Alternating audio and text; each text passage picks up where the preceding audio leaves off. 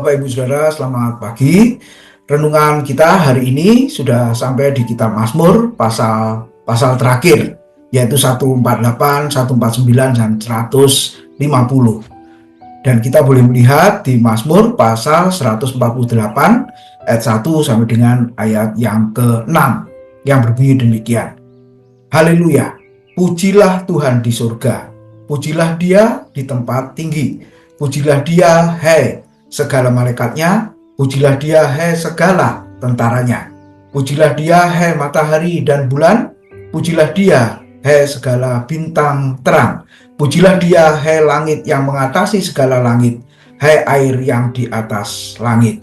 Baiklah semuanya memuji nama Tuhan, sebab Dia memberi perintah, maka semuanya tercipta. Dia mendirikan semuanya untuk seterusnya dan selamanya, dan memberi ketetapan yang tidak dapat dilanggar. Amin. Saudara, judul firman Tuhan pagi ini yang kita renungkan adalah pujilah Tuhan.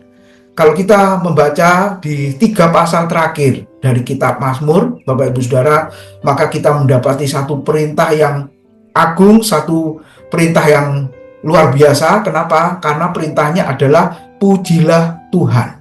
Bapak Ibu Saudara, mengapa kita harus memuji Tuhan Allah kita? Yang pertama, kita boleh merenungkan karena Tuhan Allah itu adalah pencipta. Ayat-ayat yang kita baca tadi, pemazmur mengungkapkan langit biarlah memuji Tuhan, benda-benda di dalamnya juga memuji Tuhan, bumi dan segala isinya juga memuji Tuhan, tumbuh-tumbuhan bahkan dikatakan dan pohon-pohon pun bertepuk tangan memuji Dia, katanya. Lalu hewan pun, saudara, kicauan burung dan lain sebagainya. Ada orang yang mengatakan di pagi hari mereka berkicau, mereka memuji Tuhan. Bahkan manusia sebagai ciptaan Dia, ciptaan Tuhan, maka kita juga memuji Allah kita. Lalu yang kedua, saudara, mengapa kita harus memuji Tuhan? Karena memang Dia, yaitu Tuhan, layak dipuji dan dipermuliakan. Kalau ada orang yang berkata kita tidak perlu memuji Tuhan, apakah Dia berkurang kemuliaan dan keagungannya? Jawabannya tidak, saudara. Lalu kalau ada orang yang berkata aku mau memuji Dia, apakah kemuliaan, kemegahan dan keagungan Tuhan itu bertambah karena ada orang-orang yang memuji Dia? Jawabannya juga tidak.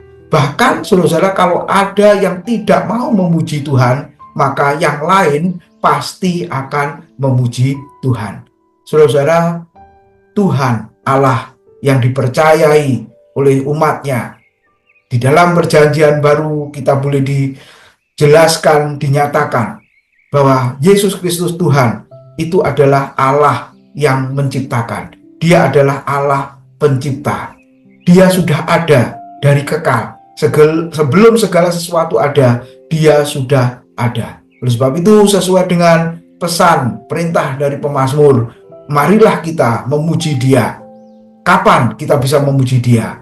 Pada saat kita berdoa secara pribadi, saat teduh kita, saudara-saudara, kita bisa memuji dan memuliakan Dia.